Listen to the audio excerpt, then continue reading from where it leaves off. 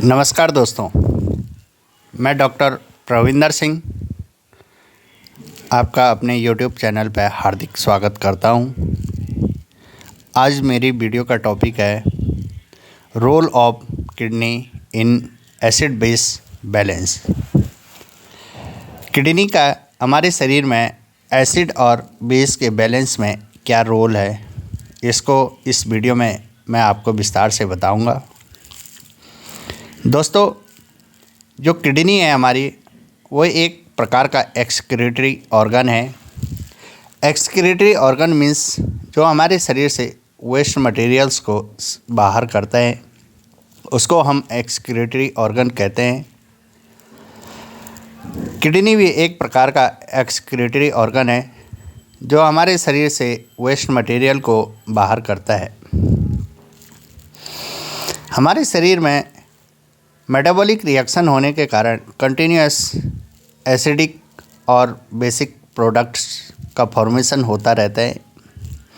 अगर acidic product का formation ज़्यादा मात्रा में होता है तो वो एसिड के मात्रा को शरीर में बढ़ाती है, जिससे कि शरीर का पीएच कम होने लग जाता है।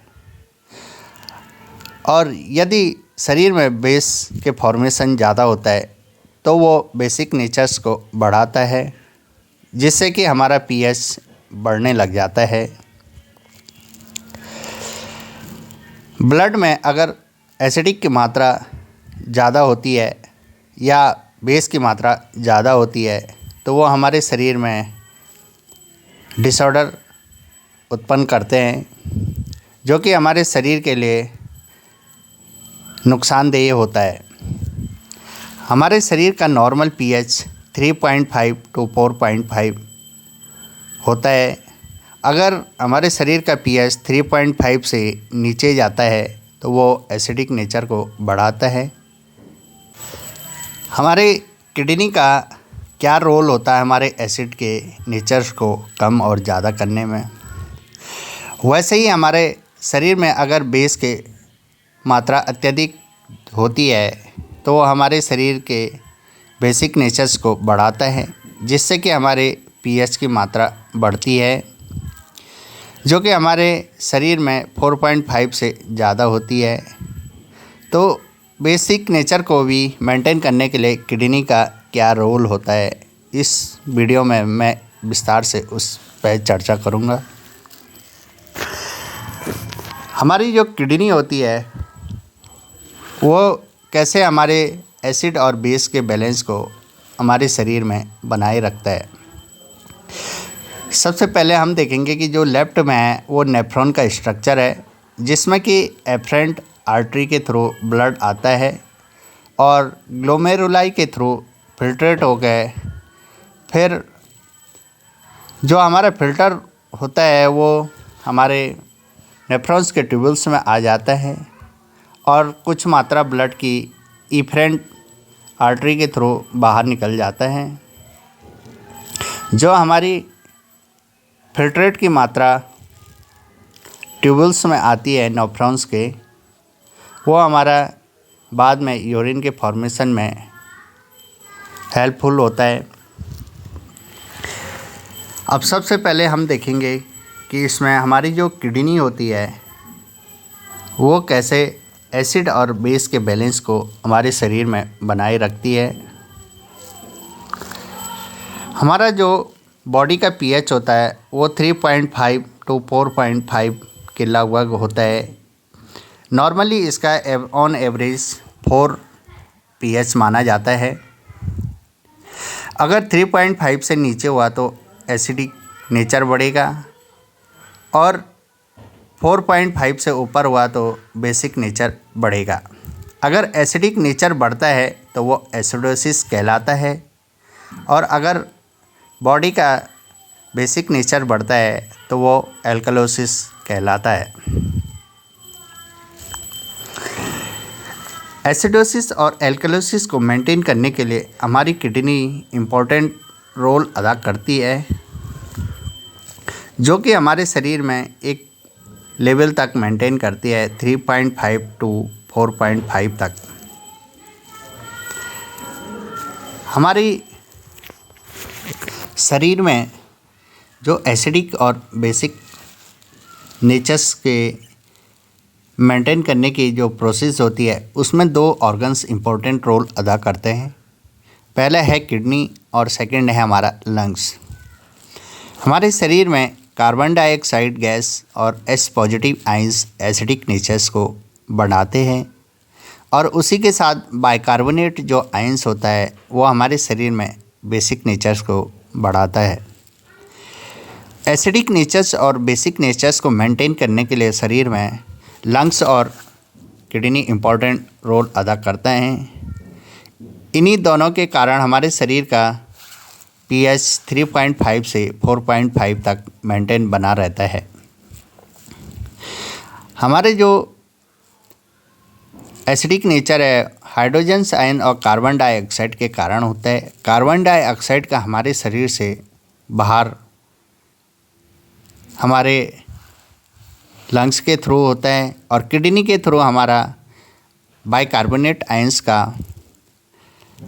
एब्जॉर्प्शन होता है जो कि हमारे शरीर में बेसिक नेचर्स को इंक्रीज़ करता है। हमारे शरीर में किडनी कैसे एसिडिक और बेसिक बैलेंस बनाने में हेल्पफुल होता है। जो किडनी होती है वो दो तरफ से हमारे शरीर में एसिडिक और बेसिक नेचर्स को एक लेवल तक बनाए रखने में हेल्पफुल होता है। किडनी के द्वारा हमारे जो बाइकार्बोनेट आयंस होता है और हाइड्रोजन्स आयंस होता है उस पर इफ़ेक्ट होता है। किडनी हमारे शरीर में जो बाइकार्बोनेट्स आयंस होते हैं उनका रीएब्जॉर्प्शन करवाता है और सेकंड है हमारा जो हाइड्रोजन्स आयंस होते हैं उनका शरीर के एक्सक्रीशन करवाता है। पहले है रीएब्जॉर्प्शन ऑफ बाइकार्बोनेट आयंस। हमारे जो किडनी नेफ्रॉन्स के थ्रू फिल्टर होता हुआ जो फिल्टर होता है उसमें बाइकार्बोनेट आयंस की मात्रा अत्यधिक होती है जो कि हमारे नेफ्रॉन से एब्जॉर्ब हो जाता है। सेकंड है सेक्रेशन ऑफ हाइड्रोजन्स आयन। हमारे नेफ्रॉन्स के ट्यूबल्स के द्वारा हाइड्रोजन्स आयंस ल्यूमेन में आकर हमारे यूरिन के थ्रू बाहर हो जाता है। किडनी हमारे इन दो वे के थ्रू हमारे शरीर में एसिड और बेस का बैलेंस बनाए रखते हैं। इनमें पहले है बाइकार्बोनेट आयन का एब्जॉर्प्शन। हमारे जो बाइकार्बोनेट आयंस का एब्जॉर्प्शन होता है वो प्रॉक्सिमल ट्यूबुल से स्टार्ट हो जाता है। अत्यधिक मात्रा में बाइकार्बोनेट आयंस का एब्जॉर्प्शन प्रॉक्सिमल ट्यूबुल से स्टार्ट होता है और जो हाइड्रोजन्स आयंस का सेक्रेशन होता है वो प्रॉक्सिमल से लेकर हमारे डिस्टल तक सेक्रेशन होता रहता है।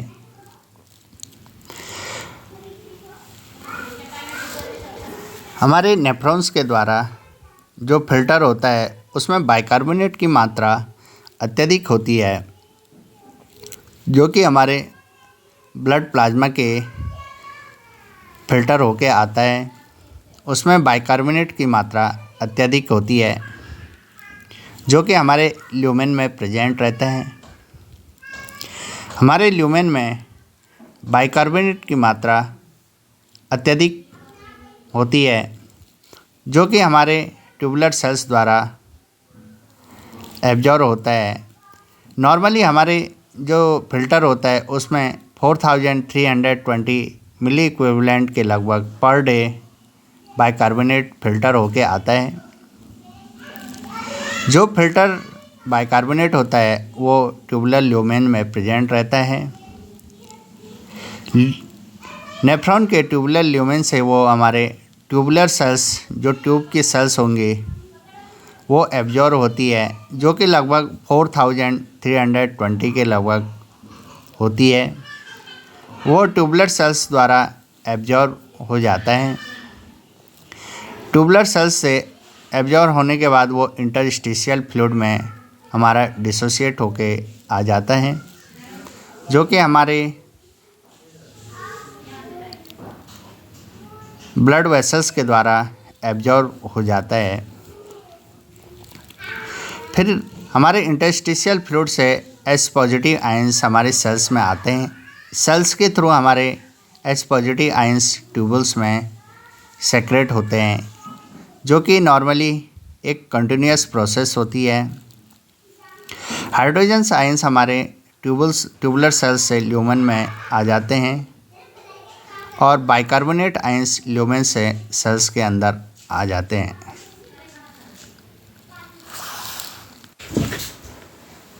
हमारे जो एफरेंट के थ्रू हमारा जो ब्लड आता है, वो फिल्टर के थ्रू हमारा जो फिल्टर हमारे नेफ्रॉन के ट्यूबल्स में आता है, उसमें बाइकार्बोनेट की मात्रा अत्यधिक होती है, जो कि 4320 मिली इक्विवेलेंट के लगभग होती है। ये हमारे ल्यूमेन में पाई जाने वाली मात्रा है। बाइकार्बोनेट जो आयंस होते हैं हमारे ल्यूमेंस में, वो हमारे सेल्स के अंदर चले जाते हैं। हमारी जो सेल्स में मेटाबॉलिक रिएक्शन होती है, उसमें जो CO2 प्रोडक्ट बनता है, वो वाटर के साथ मिलकर हमारा कार्बोनिक एसिड का निर्माण करता है। और जो कार्बोनिक एसिड होता है, वो जल्दी डिसोसिएट होके हमारे एच पॉजिटिव आयंस और बाइकार्बोनेट के फॉर्मेशन करता है। जो बाइकार्बोनेट हमारे सेल्स के अंदर बनता है, वो हमारे इंटरस्टिशियल फ्लूइड में डिफ्यूज़ हो जाता है आसानी से, और जो एच पॉजिटिव आयंस होते हैं वो हमारे ल्यूमेंस में चले जाते हैं। एच पॉजिटिव आयंस जो हाइड्रोजन आयंस होते हैं, वो ल्यूमेंस में दो प्रकार से जाते हैं। पहला है कि ATPs हाइड्रोजन आयंस ट्रांसपोर्टर होते हैं, और दूसरा ये प्रोसीजर होती कि जो हमारे एल्डोस्टेरोन के कारण सोडियम का एब्जॉर्प्शन होता है, उसके एंटीपोड्स डायरेक्शन में एंड्रोजन के कारण हमारा सोडियम से एंटीपोड डायरेक्शन में हमारे जो पंप होता है, वो हाइड्रोजन आयंस को ल्यूमेंस में पहुंचाता है और सोडियम को ल्यूमेन से सेल्स के अंदर लाता है। सोडियम सेल्स के अंदर जाता है और हाइड्रोजन आयंस ल्यूमेंस में सेल से आता है।